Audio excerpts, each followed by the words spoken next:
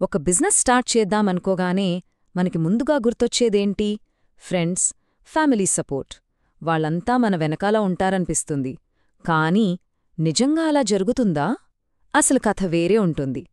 ఈరోజు మనం ఆ కథ ఏంటో చూద్దాం. ఒక ఆంట్రప్రెన్యూర్ జర్నీలో అసలైన బలమెక్కడ దొరుకుతుందో తెలుసుకుందాం.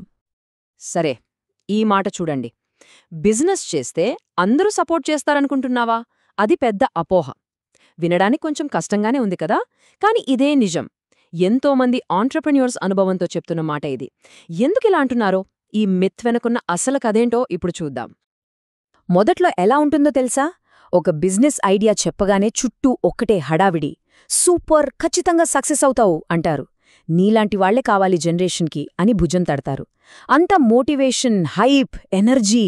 కాని ఒక్కసారి అసలు సమస్యలు మొదలయ్యాక, బిజినెస్ కొంచెం స్లో అయ్యాక అంతే, కంప్లీట్ సైలెన్స్. ఆ సందడంతా ఏమైపోతుందో కూడా తెలీదు. సరే, ఈ సపోర్ట్ అనే పెద్ద మిత్ గురించి కొంచెం డీప్గా చూద్దాం. మరి స్టార్టింగ్లో అందరిచ్చే ఈ సపోర్ట్ అంటే అసలు ఏంటి? అది నిజంగా బిజినెస్కి హెల్ప్ అవుతుందా? ఇక్కడే ఉంది అసలు పాయింట్. మనకు దొరికే సపోర్ట్ చాలా వరకు ఎమోషనల్ సపోర్ట్. అంటే వాట్సాప్లో ఒక థమ్స్అప్ స్టిక్కర్, ఇన్స్టాగ్రామ్లో కొన్ని లైక్స్, ఫోన్ చేసి కంగ్రాట్స్ అనడం, ఇంట్లో వాళ్ళు మనల్ని చూసి కాస్త గర్వపడటం, ఫ్రెండ్స్ మధ్యలో ఒక హైప్. ఇవన్నీ బావుంటాయి, కానీ ఇవి ఎక్కువ కాలం ఉండవు. ఎందుకంటే రియల్ బిజినెస్ ప్రాబ్లమ్స్లోకి వచ్చి హెల్ప్ చేయడం చాలా కష్టం. అందుకే ఈజీగా ఉండే ఈ ఎమోషనల్ సపోర్ట్తో సరిపెట్టేస్తారు. అసలైన సపోర్ట్ అంటే ప్రాక్టికల్ సపోర్ట్. అంటే మాటలు కాదు, చేతలు.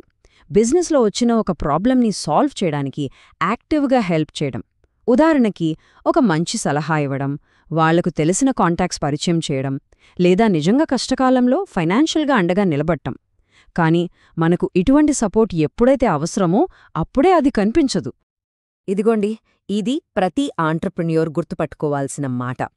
అందరూ నిన్ను చూసి చప్పట్లు కొడతారు, కానీ ఫైట్ చేయాల్సింది మాత్రం నువ్వే.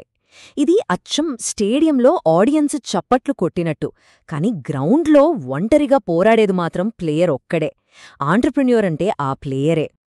సరే, ఈ ఒంటరి పోరాటం రియాలిటీలో ఎలా ఉంటుందో ఒక రియల్ స్టోరీతో చూద్దాం.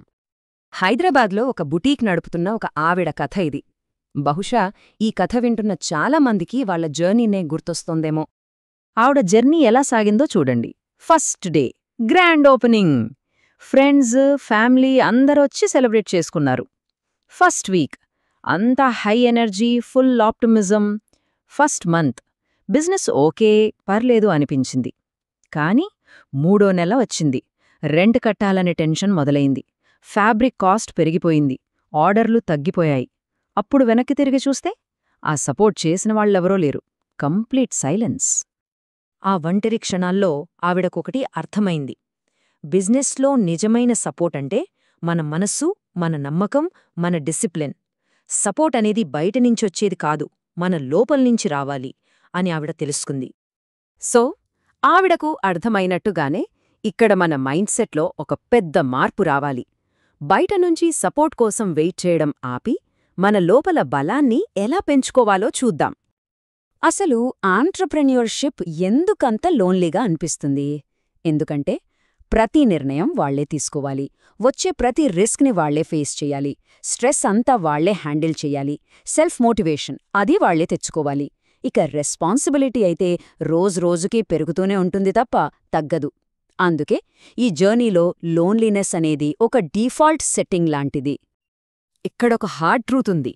జనాలు మనల్ని గుడ్డిగా సపోర్ట్ చెయ్యరు, వాళ్లు మనల్ని అబ్జర్వ్ చేస్తారు. అంతే.